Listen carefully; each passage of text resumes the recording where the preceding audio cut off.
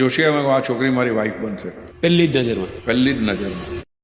Your love story is very beautiful. મતલબ ફિલ્મી જ લાગે અને એવું લાગે કે યાર આવી Filmy લવ જ સ્ટોરી લાગે, બધાની આવી જ હોવી જોઈએ. આટલી આવી જ હોવી જોઈએ.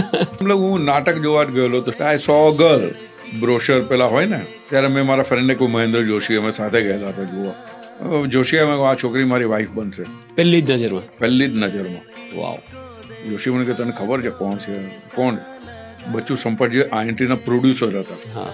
આપણે જે કંપનીમાં કામ કરીએ છીએ ને એની બેટી છે. મેં કહું ગમે એની દીકરી હોય, માં હોય, બેન હોય, મારી વાઈફ બનશે યાર. મને કે યાર તું યાર બહુ બોલે છે. પછી સર કેવી રીતે લવ સ્ટોરી આગળ વધી? કઈ તો હતી તો મારી વાઈફ બનશે, બની કેવી રીતે? હા તો પછી તો યાર 75 થી 87 સુધી અમારી કોર્ટશિપ ચાલી. 12 years. હું તો નાટકમાં હતો, ફિલ્મમાં તો આવ્યો નહોતો. એના પહેલા તો એ 1917 she became Miss India, then she was into modeling, then she came into films.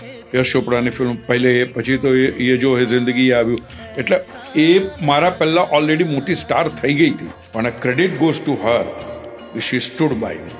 અને ભાટિયા ફેમિલીને ભાટિયા એવા માંગા આવે યાર. અને એના ફેમિલીમાં 120 વર્ષ પછી પહેલી છોકરી હતી. છોકરી રૂપાળી છે, છોકરી સારા કુટુંબમાંથી, છોકરી ભણેલી છે, અચીવર છે. યા એટલે સર એવો વિચાર ક્યાંથી તરત આવ્યો કે મારી વાઈફ બનશે? હું તને કહું ને, ઘણી વાર એવું થતું હોય છે કે તમે એ ભગવાન તમને બોલાવતો હોય છે યાર. બાકી તમે એ જમાનામાં, એટલે આ વાત કરું છું 75ની, એટલે 20 વર્ષનું હોય એ જમાનામાં, એ પ્રકારની સોસાયટીમાં આ યંગ ઉંમરમાં તમે સીધું વાઈફનો વિચાર, તમે ગર્લફ્રેન્ડનો વિચાર કરી, એક્ઝેક્ટલી તમે સીધી વાઈફ બનશે, એ જે તમે લેબલ લગાડો છો, એ ઉપરવાળો બોલાવતો ત્યારે જ થાય. So I think you one of the luckiest. હું કહું છું ને, હું બહુ પ્રચંડ રીતે લકી માણસ છું ભાઈ.